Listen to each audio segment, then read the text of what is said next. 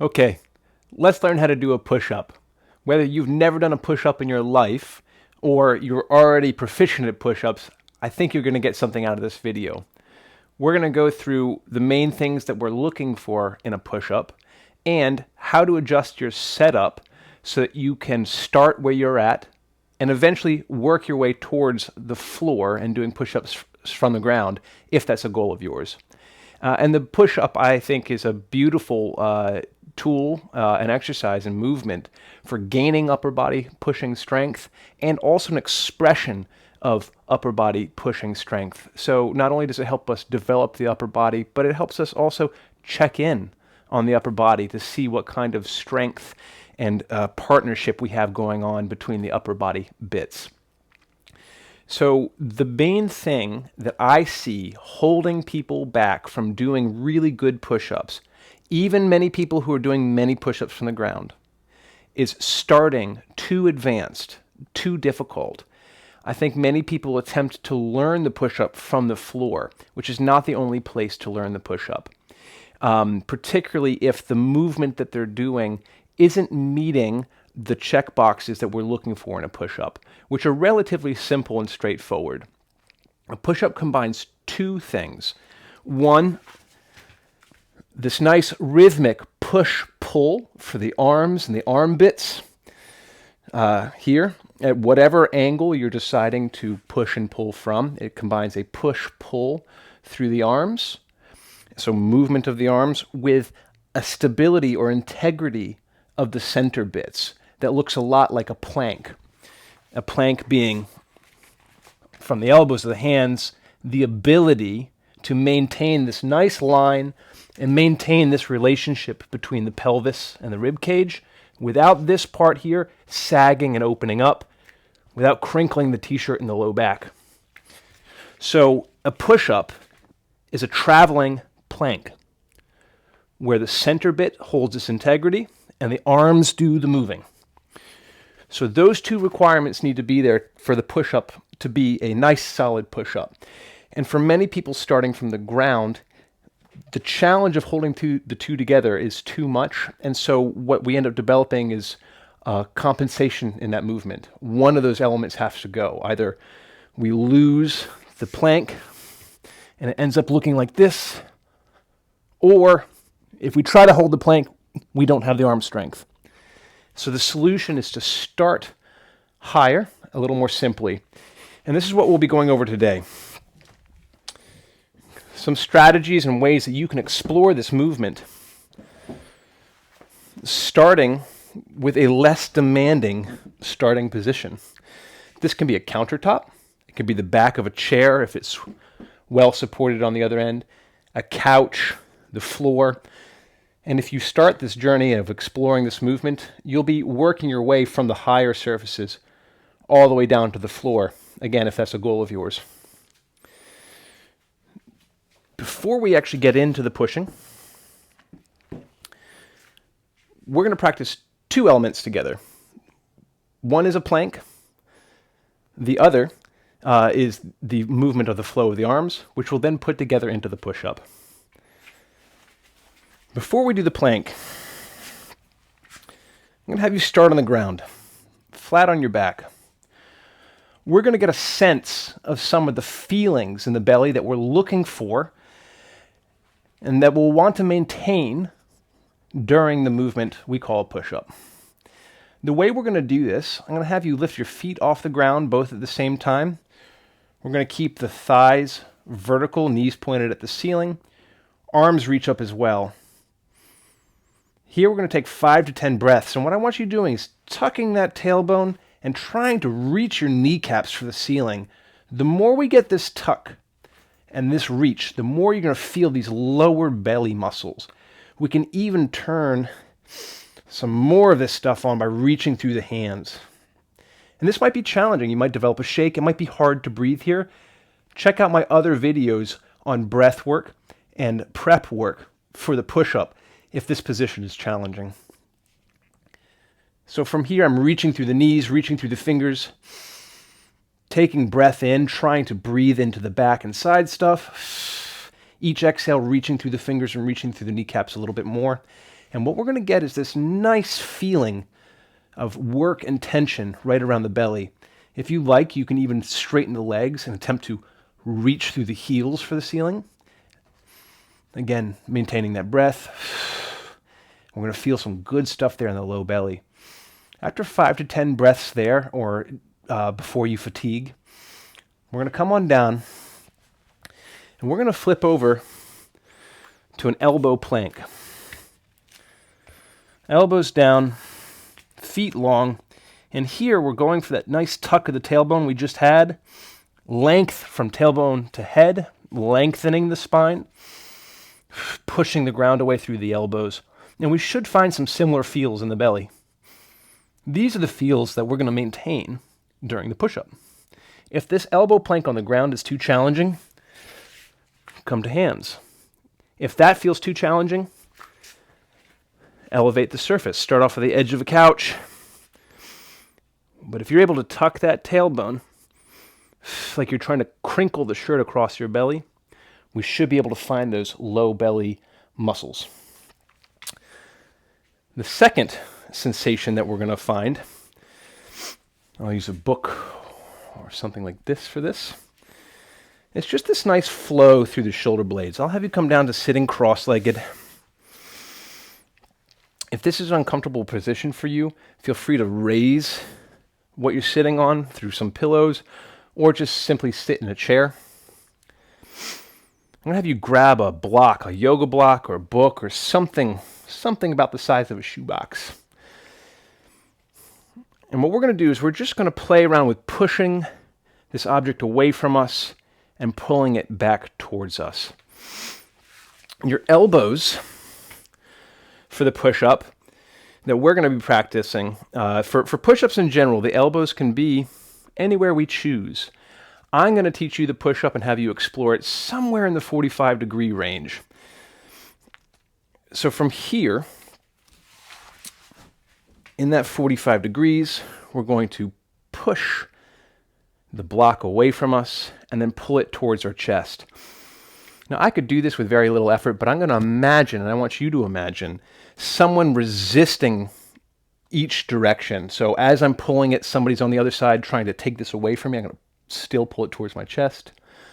As I push it, somebody's in front of me trying to let me push it. I'm still going to push it. We're going to get some good squeeze going on for the upper body, more than is necessary to do this movement. So you're pushing the person away, and then you're taking it back, even though they're trying to hold it back. And what I want you to feel, exhale, inhale, exhale, inhale. What I want you to feel is just this nice flow and interplay between the squeezy stuff on the front and the squeezy stuff on the back. Finding a rhythmic push and pull. Again, pushing the person away and pulling it back even though they're trying to resist you. And the whole time I have a teacup balanced on my head. I'm not going to spill that tea, so long in the neck. Finding that rhythmic push-pull feel. And you can do this for however long it takes to make sense. A minute, 30 seconds, 2 minutes, whatever feels good. You can play around with putting the elbows in different angles and just get a sense of how that might feel or change the feeling of the movement. And again, I think about a 45 degree away from the body is generally a good starting learning place. So once we get that sensation of that push and pull and finding that nice low belly squeeze, we're going to start the push-up. And I want you to start easier than you can actually do. We want to get enough repetitions to learn here, and I want there to be not too much effort, too much challenge for you to be able to feel what I want you to feel. So again, a countertop or a chair that's nice and sturdy. Hands, we can play with this, and I'll show you how to play with this, but hands and starting point going to be a little wider than shoulders, right? So not too close, not too wide, a little wider than your shoulders. In terms of setup, heels are off the ground. We're going to tuck that tailbone and look for some of those belly feels again. And the angle between my arm and my rib cage is going to influence the movement path of the push-up and certain things that I'm feeling. And so I want this angle for you to be 90 degrees or a little bit less. I don't want it to be more than 90 degrees right now. That's going to be a little challenging. So we're going to come to 90 degrees or less, and you'll know you're in the right spot if you kind of do a test push-up. The surface that your hands are on should land around the sternum, somewhere around here on the chest. If it's landing up here, that might be a little high. If it's landing down here around the belly button, that's going to be a little bit low in the setup. We want it to land somewhere around the chest. And then from there, again, we're going to tuck the tailbone, maintain that nice belly feel. We're going to try to see if we can't find some of that flow we found for the arms with the block on the ground. We're going to pull the surface towards us and then push it away. Pull the surface towards us and then push it away. If you are doing this at a pace that allows you to match your breath, inhale down, exhale up, or we may be going slower, multiple breaths down,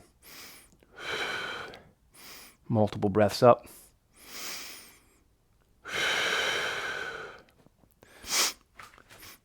At the bottom position, we want a nice broad chest, so we don't want to dump through the shoulders. We want to land with nice proud collarbones and then push the surface away. From the back, again, you can see my elbows are approximately 45 degrees. Though I could, and I encourage you to play around with that angle to experience the difference in how the movement feels and what you feel working. Whatever angle we choose, the concept stays the same. Arms move, the integrity of the plank holds. Hand placement for wrists or for shoulders. If this movement is uncomfortable, a couple options you have are to reduce the range of motion. If you are getting pinching, say at the bottom in the shoulders, the wrists, don't go as deep. Stay a little further back. Reduce the range of motion. You can also play around with hand placement, placing hands in different orientations, playing around with how the chicken wings point. All of these things may help change the experience of the joints and how the upper body feels in the pushing. Find one that works for you. Another alternative is to place the hands a little closer and further apart. In general, the further and wider we place the hands and the more up we place the elbows, the more demand we're going to have on this stuff, the chest stuff. In general, the closer we place the hands and the closer we place the elbows in the push-up, the more demand we're going to have on the arm stuff. That's why I like a 45 degree, about a little wider than shoulders. It's a nice combination of both chest and arms sharing the load, higher degree of success of feeling that nice interplay of the push and the pull. So what I would do is I would aim to start at a level where you can do about 3 sets of 10 to 12 or 15 repetitions, somewhere in that range. It's going to be challenging enough to feel some challenging, but not too challenging that we can't get enough repetitions to learn. If you don't have an available surface like this, feel free to use a wall. It's also an option. It's just going to limit how far we can lean into the movement. It's going to limit the range of motion, but I think you'll be surprised at how challenging a wall push-up can be, even if you already do a lot of pushing. So again, our starting place, we're looking for a level that allows us to hold the integrity of the plank while getting that nice push-pull sensation. for 3 sets aroundish of 10 to 15 repetitions. Once you can do 3 sets of 10 to 15 repetitions with a nice chunk of rest in between each set, 3 to 5 minutes, then it's time to increase the challenge. And we'll do that by shaving off height. And there's no limit to the number of checkpoints that we can create for ourselves between our starting point and the floor. There's no limit to it. I'm going to make a jump here. I might not go as far down as the couch, but I'm going to go to this surface here. And we're looking for, again, we're going to find a surface where I can succeed in this movement the way I have been at the other one, but I can't really do more than 8 to 10 repetitions. So that might be this level for me here. 8 to 10 repetitions. And I'm going to stay at this level on my journey until I can do 3 sets of 10 to 15 again. At which point, I'll then shave off height and continue this journey all the way to the ground. If the wrists are an issue for you, you're not alone. That's many folks. We live in a modern world. A lot of us have wrist issues. This here, this angle, is a high demand on the mobility for the wrist. Ways that we can alter this, if you look here on the back of a chair or the corners here, rather than placing my hands and my palms in a way which really bends the fingers back, I can hug the corners.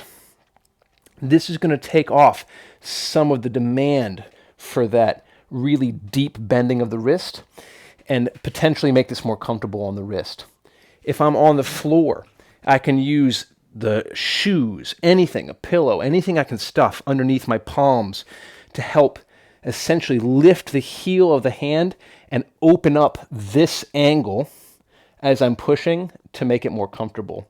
If you own dumbbells or weights at home, holding a dumbbell in your fist and letting the dumbbell take the weight in the ground is another option, because that's going to set the wrist nice and straight and still give a good push feel without the demands on that wrist mobility.